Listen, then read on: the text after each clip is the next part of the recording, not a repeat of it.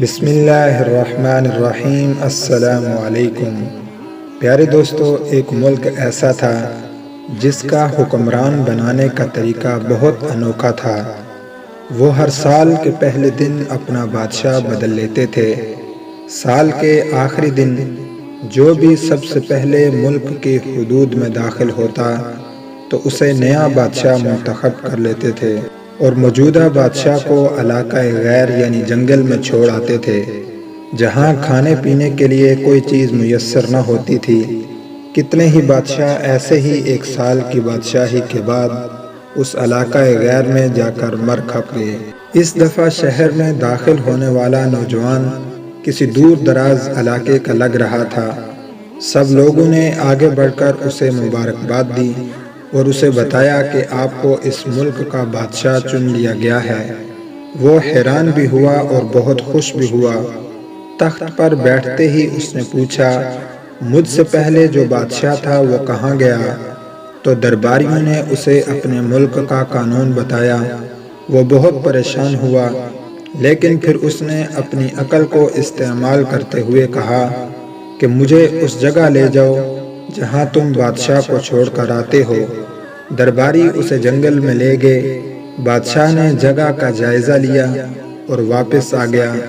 اگلے دن اس نے حکم دیا کہ محل سے علاقہ غیر تک ایک سرسبز و شاداب راستہ بنایا جائے اور اس جگہ ایک رہائش گاہ تعمیر کی جائے جس میں ہر قسم کی سہولت موجود ہو۔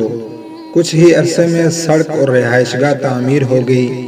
ایک سال پورا ہوتے ہی بادشاہ نے کہا، تم اپنی رسم پوری کرو اور مجھے وہاں چھوڑاؤ۔ درباریوں نے کہا کہ بادشاہ سلامت، اس سال یہ رسم ختم ہو گئی کیونکہ ہمیں عقل مند بادشاہ مل گیا ہے۔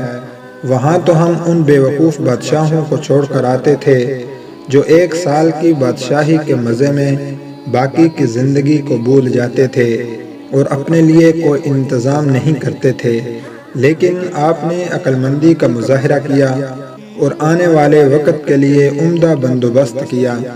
ہمیں ایسے ہی عقل مند بادشاہ کی ضرورت تھی۔